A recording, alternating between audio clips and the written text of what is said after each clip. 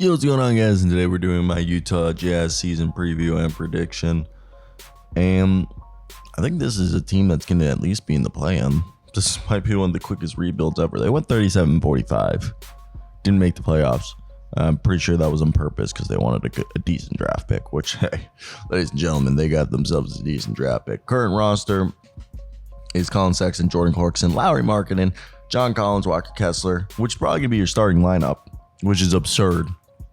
Talen Horton-Tucker, Keontae George, Ochai Agbaji, Taylor Hendricks, and Kelly Olynyk off the bench with Brice Sensabaugh and Simone Fontecchio, as well with Chris Dunn, Luka Šamanić, and Omar Yurtseven on the roster.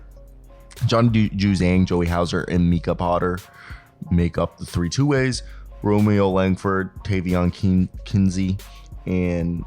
Kenzie, and Nick Ongenda are probably also going to be G League guys for them. So their 15-man roster, in my opinion, is again going to be Omar Yurtseven, Luka Šamanić, Simone Fontecchio, Brice Sensabaugh, Chris Dunn, Kelly Olynyk, Taylor Hendricks, Ochai Agbaji, Keontae George, Talen Horton-Tucker.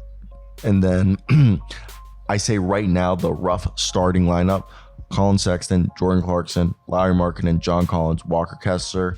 And I think the one guy that's interchangeable right there is Colin Sexton, either Talen Horton-Tucker or Keontae George, or even maybe Chris Dunn. Those 4 dudes I think are going to fight for that in training camp for that point guard spot, in my opinion, just because it's up for grabs, as I think Talen Horton-Tucker had a great end to last year. And Walker Kessler's coming back from that concussion. They drafted Taylor Hendricks, Keontae George, and Brice Sensabaugh. So for me, I think, I'm literally telling you guys, John Collins is going to have a career resurgence. Also, John Collins got popped for PEDs a few years ago, and someone commented trying to say that literally he's regressed every single season since he got popped, with the PEDs. But I personally everyone knows this, I personally believe John Collins is a top 5 power forward in the NBA, or potential to have some. I think John Collins literally is one of, I think people underrate John Collins as a player. And it's one of the most frustrating things, because I get super, super, super frustrated when I see people go, oh, John Collins, he's just, a product of Trae Young. No. John Collins is a guy who's like this freakishly athletic big who can play power forward or center, and he finishes above the rim regularly. He's like the perfect power forward for today, who can space the floor with threes, attack the rim hard. And right now, defensively, he doesn't impact the game where he should be, and that's because his effort can wane on that floor, and he doesn't move his feet well. But dude, this guy's a guy who could easily average like 2 blocks a game with a steal, 10 rebounds, and 25 points. Like, that's fucking ridiculous. I'm sorry for cussing like that, but if he can display those numbers he showed in his first couple seasons in Atlanta at his still reasonable cap hit, that's like a B+ free agent pickup if they were to sign him. Then they bring in Taylor Hendricks, who I think this is his ceiling and floor. If he's mobile enough, he could be what we thought Jonathan Isaac would become, somewhat similar to that. And if he's more of a big, he'll be like a better version of Chris Boucher. I think that's like a realistic, comparison for him. So I want to hear your guys' thoughts. What do you guys expect this year, and why? I really do think that this is a great team, and the fact that they got Keontae George, and Utah did make Colin Sexton available in trade talks, which is rumored to still go on, which means the Jazz may have a reckoning down the road with a 24-year-old point guard. And until then, I think it's, they're going to go balls to the wall with Will Hardy, with more talent here, and just, this team getting overall more talented. Now, real talk though, who is part of this core? What is the core? I think the core: Lauri Markkanen, John Collins, Walker Kessler. I'd like to think Keontae George, Ochai Agbaji, Taylor Hendricks is like definitely part of the core. So I think we have 6 guys that we know will be here long term. Within the next 3 to 5 seasons, I expect Lauri Markkanen, John Collins, Walker Kessler, Keontae George, Ochai Agbaji, and Taylor Hendricks to still be on this team. That means Jordan Clarkson, I still think a contending team or somebody wants him, unless they really just feel like culture-wise, mentor-wise, that Jordan Clarkson's their guy.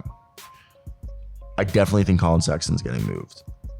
I think they like Taylor Horn Tucker, but I think the problem with THT is I think they'd rather use their money somewhere else, and I think another team would be willing to gamble on THT.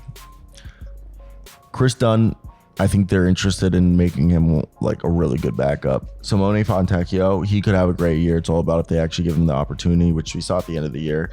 Lucas Shamanich, Omer Yurtseven, I think they're just trying to prove that they're role players in the NBA.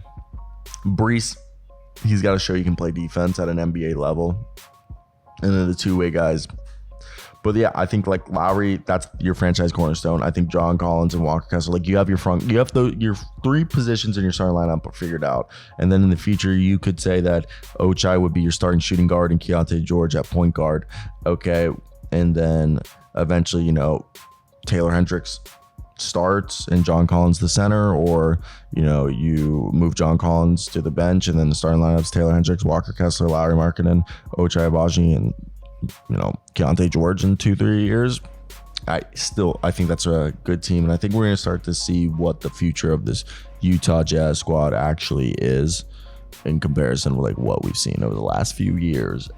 And I'm excited. I think this is definitely a team that there's a direction, and I honestly think if they don't make the play-in or the playoffs, that's because it's their own choice, not because of a lack of trying or talent. No, I think they're more than talented enough to be that good of a team. So what are your guys' thoughts down below in the comment section? But I don't know. I really think that some teams are like unaware at how like hard it is, to evaluate